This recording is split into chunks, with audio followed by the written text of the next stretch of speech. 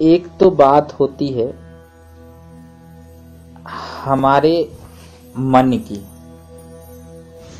और एक बात जो होती है वह होती है हमारे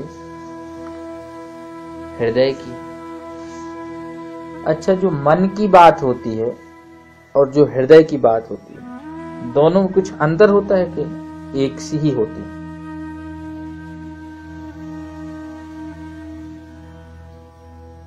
अभी क्या लगा हम अपने मन की बात बता रहे हैं आपके यहाँ।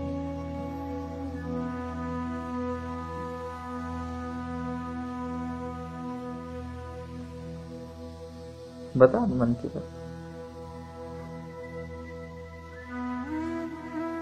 हमारा मन बोल रहा है ऐसा कितना दरिया खा लेते हैं तो हमारा नहीं बोल रहा, मतलब नहीं तो और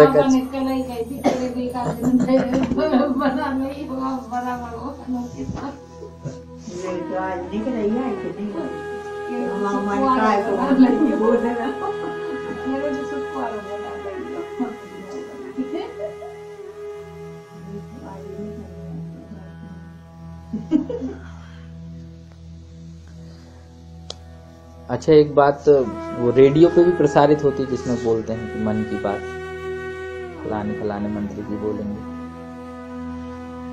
प्रधानमंत्री जी बोले, चाहे मुख्यमंत्री जी बोले, और भी और लोग बोलते हैं मन की बात। बहुत पहले से, आजादी के पहले से चला आ रहा है, बोलते हैं। तो इसका मतलब है कि मन की बात तो हम लोगों को बता देते, लेकिन हमारे हृदय के अंदर जो बात है वो हम नहीं बताते। तो मन और हृदय जो है, इस आधार पे भी देखा जाए तो दोनों अलग अलग हो गए। मन अलग हो गया और हृदय अलग हो गया। तो इसी तरह जैसे एक शरीर में रहने के बाद भी मन और हृदय दोनों अलग अलग स्थिति के हिसाब से, परिस्थिति के अनुसार गति करते हैं, उसी तरह जो है वह हमारे जीवन में जो अन्यान्य चीजें सब जुड़ी हुई हैं, ये सभी जो है मन की धारा से चलती। हमारा जैसा मन बोलता है हम वैसा करते हैं।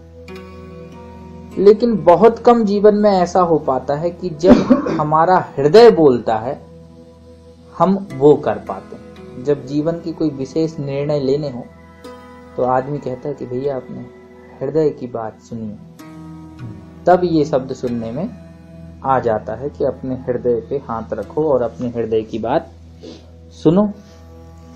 तो इसका मतलब है कि हृदय जो निर्णय लेगा वह मन की अपेक्षा या अन्य परिस्थितियों के द्वारा किसी से सुनने पर, किसी से विचार करने की अपेक्षा सही उत्तर देगा। तो आपका हृदय जो बोले वह काम करो। तो वैसे ही ये जो सत्संग है ना, ये हृदय की बातों का है। हृदय से हृदय की बातें हैं, या शब्द कुछ और हो जाए, अंग्रेजी में हम क्या बोल सकते हैं काजल? हृदय को क्या बोल सकते हैं अंग्रेजी में? हार्ट। अच्छा, हार्ट के हर्ट?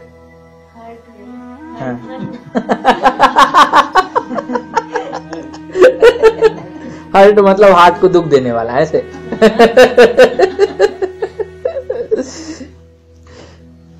तो अब एक बार की बात है, भगवान विष्णु का जो है ये दिन जो है शिव पुराण के अंतर्गत तो बुधवार बताया है, जो अभी तक मैंने पढ़ा। वैसे बृहस्पतिवार के दिन भी भगवान विष्णु का जो है वास होता है, लेकिन वो भगवान बृहस्पति को ही ज्यादा मानते। आज बुधवार भी है, महालक्ष्मी जी जो है भगवान विष्णु के क्षीर सागर में पैर दबा रही थी। अब महालक्ष्मी जी हो जाएं चाहे पार्वती जी हो जाएं, इन दोनों को प्रश्न जो है हर समय करना है और उस प्रश्न का उत्तर भगवान को देना।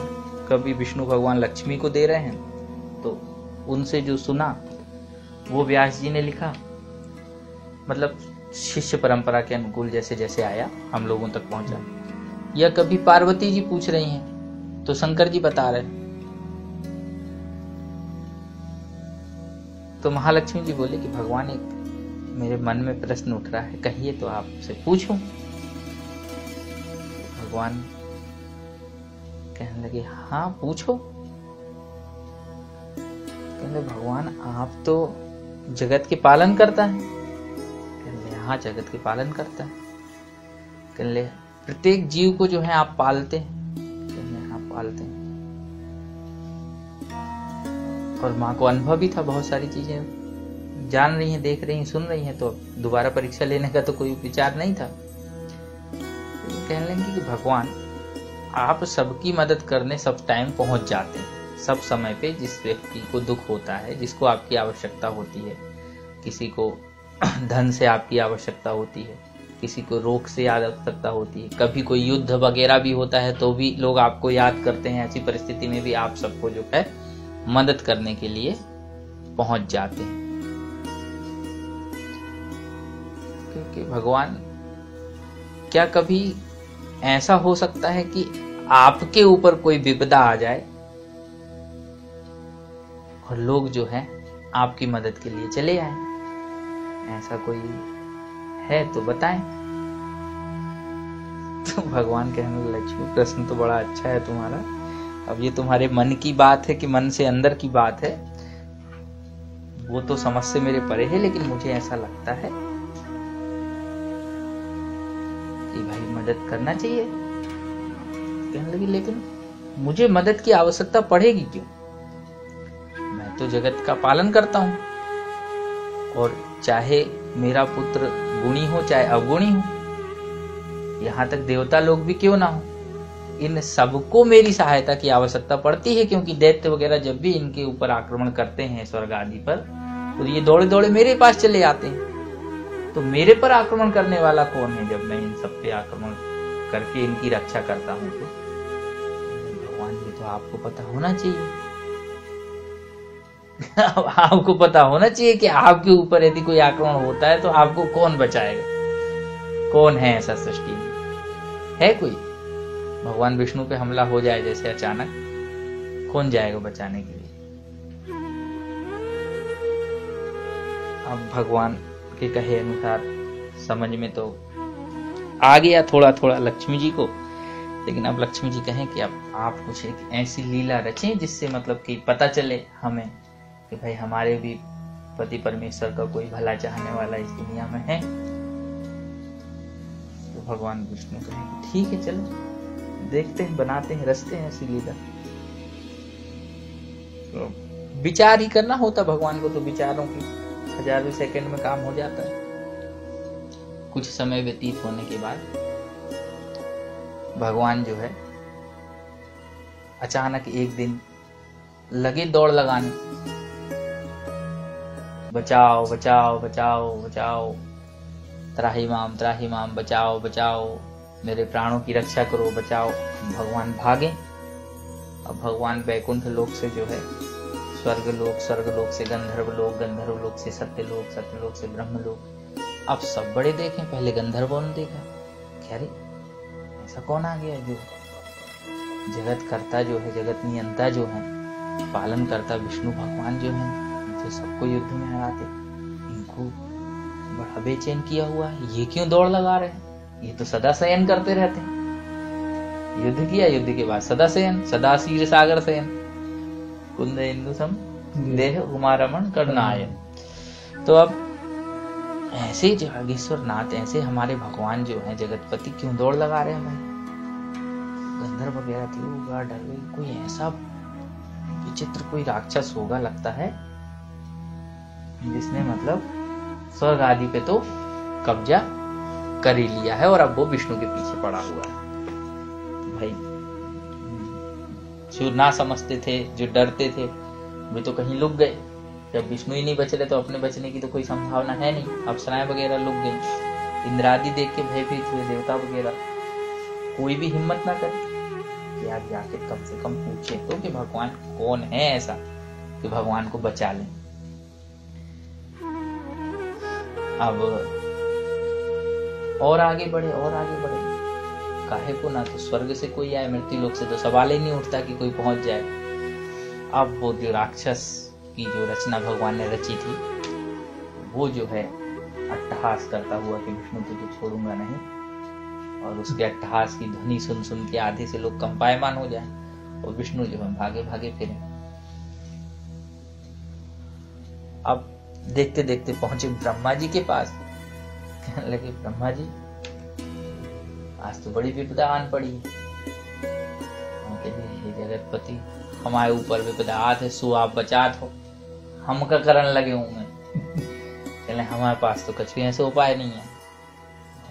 अच्छी यहाँ पर फिर भागे भागे फिर पहुंचे, वे शिव लोग पहुंचे, होते पहुंचे तो कहले आप संहार करता हो सब कुछ। कहले हमने कितने ही संहार करे, लेकिन बड़े बड़े जो जलंधर आदि राक्षस हैं उनको तो आप ही ने मारा महाराज।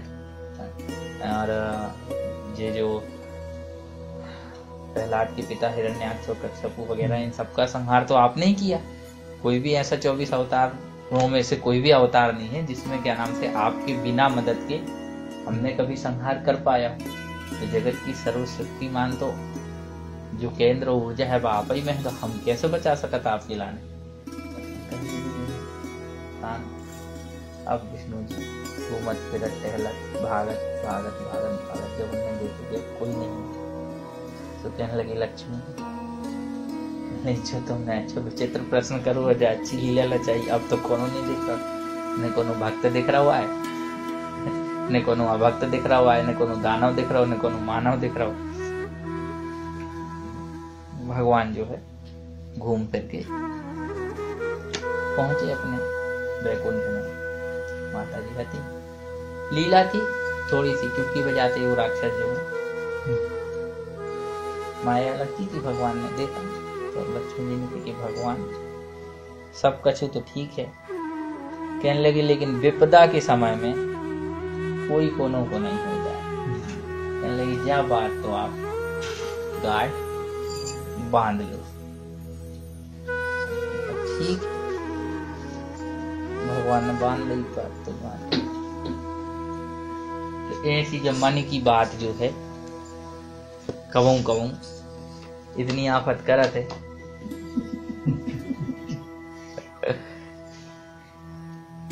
अब विषय हमारा जो हतो कथा बतावे को कि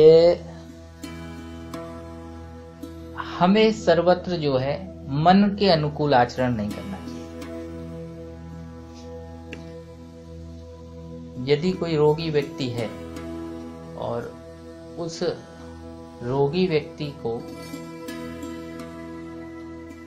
किसी रोग के लिए डॉक्टर ने दवा बताई, तो उस दवा के साथ साथ पहले आयुर्वेद में पथ्य और कुपथ्य का भी ध्यान रखा जाता था।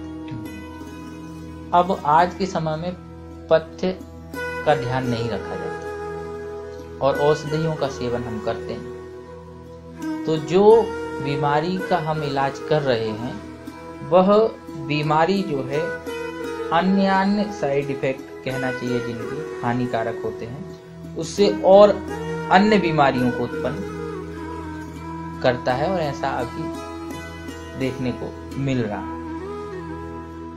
तो जिस तरह से पथ्य की बात है, उसी तरह से साधना के क्षेत्र में जिस प्रकार से पूजन यज्ञ और ध्यान है, ये सभी औषधियां हैं हमें अपने जीवन को उत्तम से उत्तम बनाने के लिए, अच्छे से अच्छे विचारों को ग्रहण करने के लिए। लेकिन इसमें जो सत्संग है वह एक पथ्य है। पथ्य का मतलब थोड़ा सा यदि उसे अच्छी बुंदेलखंडी में बोले तो वह एक पथ है। पथ का मतलब एक रास्ता है। और सत्संग एक ऐसा रास्ता है कि जिसके माध्यम से आप नहीं, हम नहीं, बड़े बड़े ऋषियों ने जो है इस ईश्वर रूपी वैश्वानर को, इस ब्रह्म को जाना। जैसा कि उपनिषदों में वर्णन आता है, एक समय जिन महान संत पुरुष की मैं आपको कथा कल सुना रहा था, उद्दालक अरुणी, इनके समय की बात है कि कुछ इंद्रदुम्न आदि 5 बटुक जो हैं इनके पास विचार करने के लिए पहुंचे। तो ये लोग जब उनके पास पहुंचे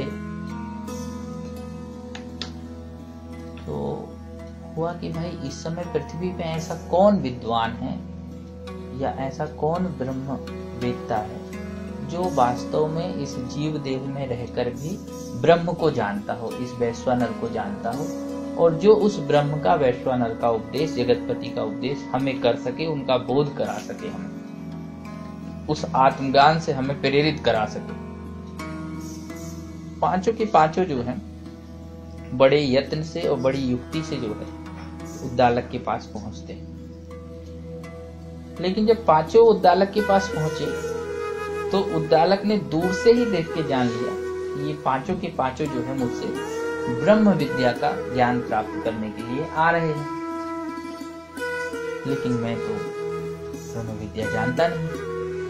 तो ये यदि मुझसे पूछते हैं उसके पहले ही जो है मैं इनको यह कह दूं कि मैं ब्रह्म वेत्ता का अधिकारी नहीं हूं, और मैं क्यों ना अपने से ही कोई योग जो है उनके पास इन्हें भेजूं जहां इन्हें ब्रह्म का, वैश्वानर का पूर्ण रूप से ज्ञान हो जाए। अब आज के समय में क्या होता है कि यदि कोई व्यक्ति से कुछ पूछा जाए, कभी हमसे योग, कोई शिक्षक हो, कोई गुरुवर हो, सामाजिक रूप से, चाहे वो गणित का प्रश्न हो, चाहे कॉमर्स का हो, चाहे हिंदी हो, चाहे आयुर्वेद हो, यदि वह नहीं भी जान रहा है तो वो उसको बताने का प्रयास अपनी बुद्धि से पूर्ण रूप से करता है। वह अपने शिष्य को पूर्ण रूप से उस स्थान पे नहीं भेजता जिस स्थान पे जाकर उसके उस प्रश्न का समाधान हो जाए, अज्ञानता के कारण, अल्प बुद्धि के कारण। क्योंकि अब कलयुग में जो है बुद्धि तो लोगों को बहुत है, और जैसे कि कल के सत्संग में ही चर्चा चल रही थी, लेकिन उस बुद्धि के साथ साथ उनका जो विवेक है वो शून्य हो गया।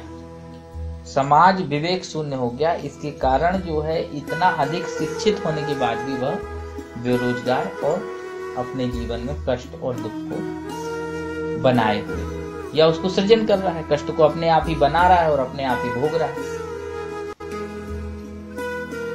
तो उद्दालक ने कहा कि भाई आप 5 लोग मेरे पास आए, मुझे बड़ा हर्ष है, लेकिन जिस विषय को जानने के लिए आप आए हैं उस वैश्वानर का तो पूर्ण बोध मुझे भी नहीं। तो क्यों ना मेरे साथ आप सभी 5 और मैं, हम 6 लोग जो हैं उसके पास चलें जिसके पास इस वैश्वानर का, ब्रह्म का पूर्ण बोध है। तो उस समय एक राजा थे, अश्वपति। वो राजा की स्थिति एक, मतलब आप उदाहरण के तौर पे, तुलना नहीं है, जनक के समान ही थी। जैसे जनक थे, ब्रह्म ऋषि थे, उसी तरह वह भी उस अवस्था पे पहुंचने वाले थे। अश्वपति के पास ये 6 के 6 जो पहुंचते हैं। तो राजा के पास जब कोई ऋषि जाते हैं तो बड़े आदर के साथ सत्कार करते हैं राजन लोग, और उनके सत्कार में अश्वपति ने जो है नैतिक रूप से जो व्यवहार है उसको तो पूरा किया ही, बैठने आदि की व्यवस्था की, उनको अर्घ दिया। अर्घ देने की परंपरा बहुत प्राचीन है हमारे सनातन धर्म में, और आजकल अर्घ नहीं दिया जाता। जैसे कोई व्यक्ति आए, बैठे, तो उसको आसन दे, आसन बिछी है तब भी उस आसन के ऊपर कम से कम सुरक्षित रूप से हाथ फेरे, और उसके बाद उस व्यक्ति को जल आदि देने के साथ उसका पाद प्रक्षालन करें। ब्राह्मण है, यदि ऋषि है तो हमसे पूजनीय है, तो यदि हमसे बड़े हैं तो तो उस समय राजा आदि भी जो होते थे वो ऋषियों का पाद प्रक्षालन करते थे, बड़े कितने ही व्यस्त रहते थे। अब जैसे इस तरह के मुख्यमंत्री प्रधानमंत्री अभी हैं तो इनसे तो ज्यादा ही व्यस्त जीवन रहता होगा राजाओं का, लेकिन वो इस विधा को कभी नहीं छोड़ते थे। अर्घ आचमन वगैरह देके उनको बैठाने की व्यवस्था की और उनके लिए बहुत प्रचुर मात्रा में जो है धन दिया आते से ही। तो वो पांचों के पांचों जो हैं और उनके साथ में छठवें उद्दालक शांत भाव से बैठे रहे। तो राजा के मन में आया कि यह 6 ऋषि जो हमारे यहाँ आए हुए हैं यह आपस में आखिर ना तो कुछ बोल रहे हैं और ना ही मुस्कुरा रहे हैं। तो आखिर कहीं ये यह तो नहीं सोच रहे कि मेरे द्वारा दिया गया जो धन है वह धन जो है अशुद्ध है, इसलिए ग्रहण करने से कतरा रहे हो, पीछे हट रहे हो और इसलिए विचार कर रहे हो कि यदि हमने कह दिया कि राजा के द्वारा दिया गया धन अशुद्ध है तो कहीं राजा जो है हमें सजा ना दे, ऊपर से धन जो मिल रहा है वो भी ना दे। तो राजा सहज ही अपने सरल भाव में बोल पड़े कि हे ऋषिवर, आप लोग ऐसा क्यों सोच रहे हैं कि मेरे द्वारा दिया गया जो धन है वह अशुद्ध है, क्योंकि मेरे राज्य में ना तो कोई चोर है और ना ही कोई व्यभिचारी है, ना ही कोई ऐसा है जो अग्निहोत्र ना करता हो और ना ही कोई ऐसा वैश्य है जो अपने कमाए हुए धन का दशांश दान ना करता। ये 4 चीजें बोली राजा ने उस समय ऋषिवर से। यदि मेरे राज्य में चोर होते तो मेरा धन अशुद्ध होता, क्योंकि चोरों के धन से जुड़ा हुआ मेरा धन भी कहीं ना कहीं से होता। अगर कोई वैश्य अपना घर गृहस्थी चलाने के लिए, उदर पोषण करने के लिए धन का अर्जन करता है और वह अपने धन का दशांश दान नहीं करता, तो इसका मतलब है कि हमारा धन तब भी अशुद्ध है, क्योंकि वो व्यापारियों से कर लेके किया गया है। तो हमारे राज्य में कोई भी ऐसा व्यापारी नहीं है जो अपने उदर पोषण के अलावा जो दशांश है उसका दान ना करता। इसके अलावा मेरे यहाँ कोई भी ऐसा नहीं है जो अग्निहोत्र ना करता। संध्या वंदन गायत्री जप भी मेरे यहाँ वर्ण व्यवस्था के अनुसार ब्राह्मण क्षत्रिय वैश्य अपने अपने अनुसार करते हैं। तो अब जब अग्निहोत्र होता है तो स्वाभाविक है कि मेरे राज्य में कोई भी पुरुष व्यभिचारी नहीं है, और जब मेरे राज्य में कोई भी पुरुष व्यभिचारी नहीं है तो स्वाभाविक है कि स्त्रियां तो व्यभिचारी हो ही नहीं सकती थी। जब पुरुष व्यभिचारी नहीं तो स्त्रियां कैसे व्यभिचारी हो सकती? इतनी बड़ी बात राजन जो है ऋषिवर से कह रहे हैं। तो इस नाते जो है यह जो धन है वह अशुद्ध नहीं है। अगर मेरे द्वारा दिया गया धन किसी रूप से आपको कम प्रतीत होता है तो मैं कुछ ही दिनों पश्चात जो है एक बड़े यज्ञ का अनुष्ठान कर रहा हूँ और उस यज्ञ में आप सभी रुकें और मैं एक एक ऋतु को जो धन दूंगा, यज्ञ में जो आचार वगैरह होते हैं, ऋतु वगैरह होते हैं, उनको धन दिया जाता है, वही धन जो है मैं आप लोगों को भी दूंगा। तो जो भी बात आपके मन में हो कृपया कर मुझसे कहें, संकोच ना करें।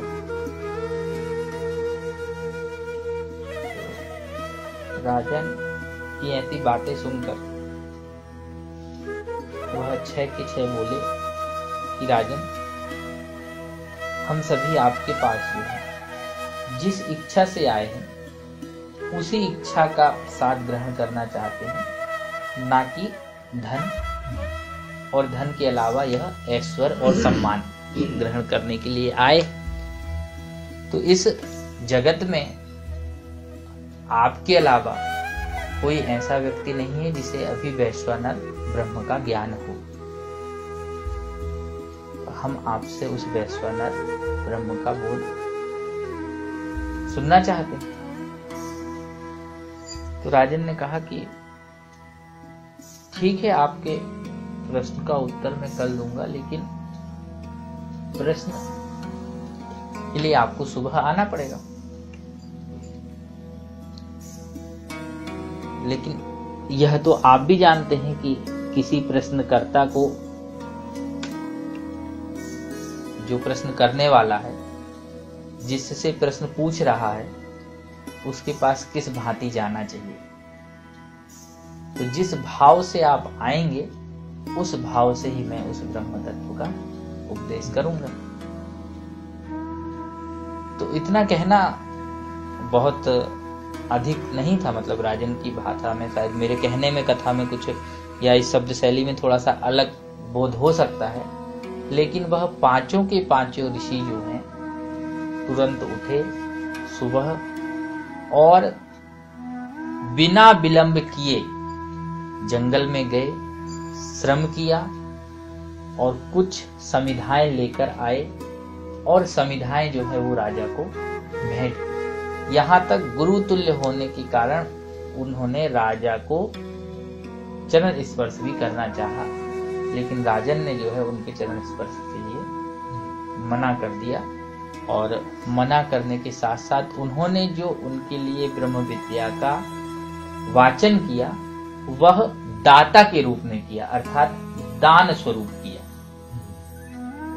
और वह पांचों के पांचों उस ब्रह्म तत्व का बोध सुन के, समझ के अपने जीवन की तपस्या के लिए आगे उद्भूत हुए। तो यह जो राजन के द्वारा कही गई बातें थी और ऋषि जो बात नहीं कह पा रहे थे, वह वास्तव में हृदय की बात थी, क्योंकि हृदय की बात जो है वो काफी समय के बाद बाहर आ पाती। तो यह ब्रह्म तत्व का बोध जो है, जो ईश्वरीय ज्ञान है, जो ईश्वरीय विधान है, यह जो है केवल हृदय से ही बोला जा सकता है और हृदय से ही सुना जा सकता है। इसके अलावा और कोई साधन नहीं।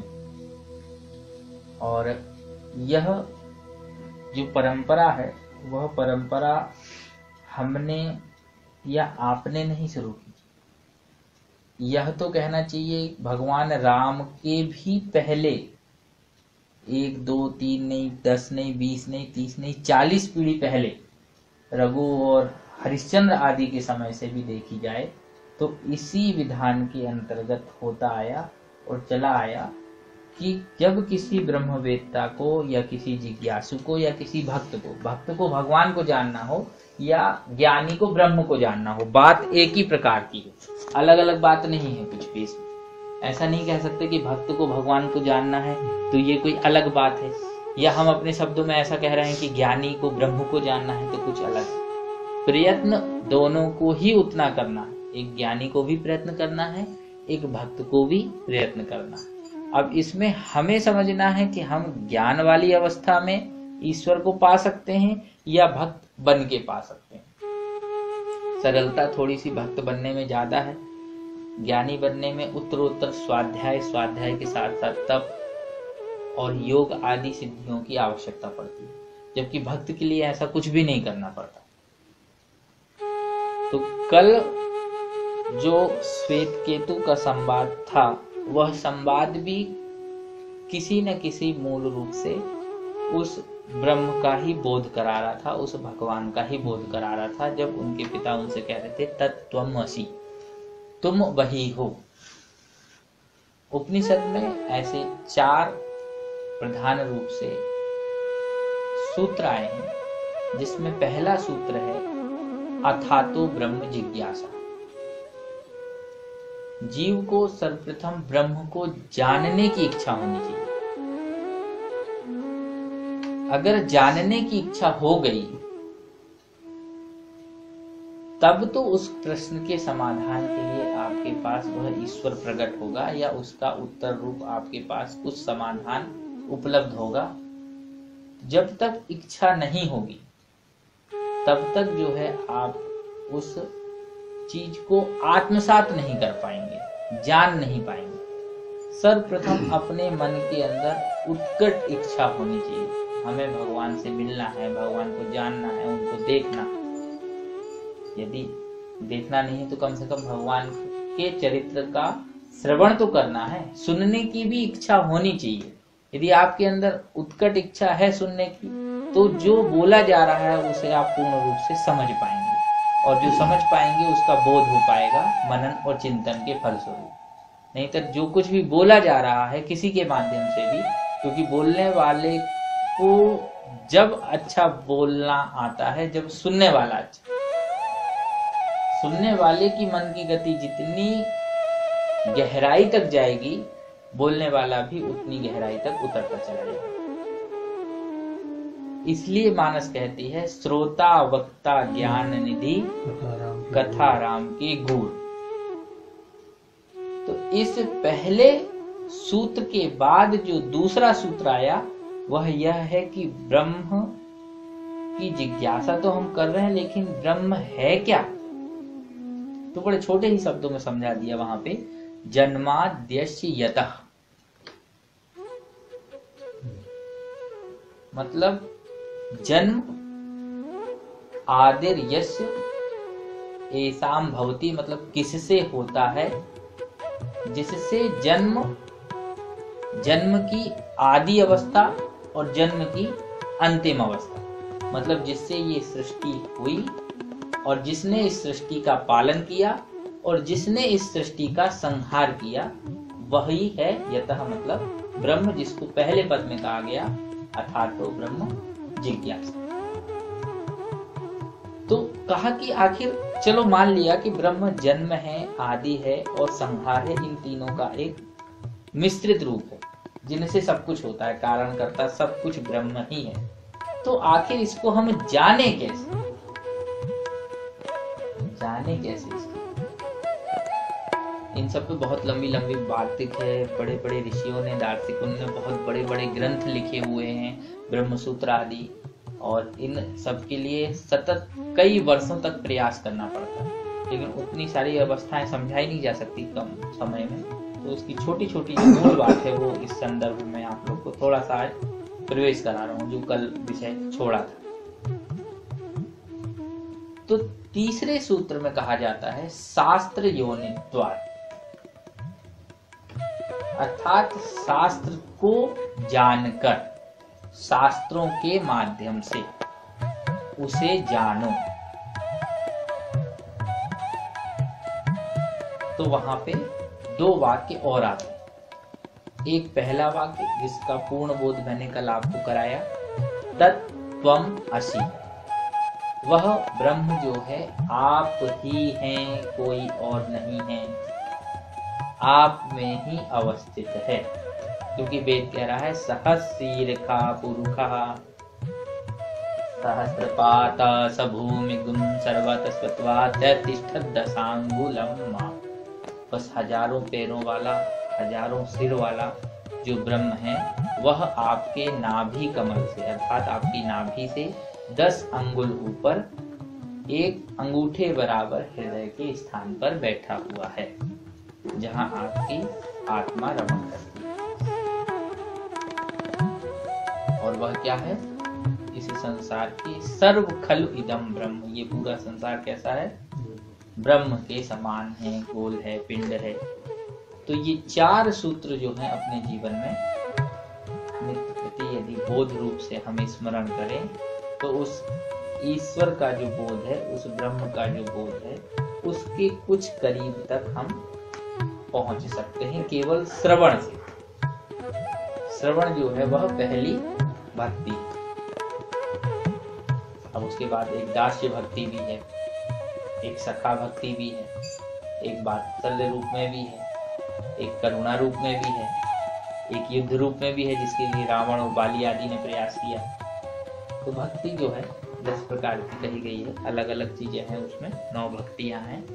तो 9 भक्तियों में से हम सब लोग जो कर रहे हैं वह है श्रवण। तो ब्रह्म या ईश्वर, राम या कृष्ण, शिव, ब्रह्म, परब्रह्म, परमात्मा, इन सबके चरित्र का यदि नित्य प्रति व्यक्ति गुणगान सुनता है तो वह स्वतः ब्रह्म के समान ही हो जाता है, क्योंकि ब्रह्म को ब्रह्म ही सुन सकता है, ब्रह्म की ही इच्छा होती है और ब्रह्म ही वह इच्छा करके ब्रह्म की बातों को समझ पाता है। ये कोई इच्छा दूसरा नहीं कर रहा, यह ईश्वर की ही इच्छा है। हम लोग हर दिन के उपाय में कहते हैं ना, जो इच्छा करी हो मन माही। उसका मतलब ये नहीं है कि अब मोटरसाइकिल खरीदने की इच्छा हो गई तो मकान बनाने की इच्छा हो गई, कि अब चलो थोड़े से दरियाई खा लो, वो चीज है, वो तो सब गौण है, वो तो हो ही जाएंगी पूरी। उसकी इच्छा यह है कि वह हम सब के रूप में व्यापक पैमाने से बैठा हुआ, जो आप में बैठा है वही मुझ में बैठा है, और जो आप में सुन रहा है वही मुझसे बोल रहा है। बोले अखिल ब्रह्मांड नायक विष्णु भगवान की, श्री आनंद कंद दयालु भगवान की, श्री सद्गुरुदेव बड़े भगवान की, श्री शंकर भगवान की, श्री साकेत धाम की।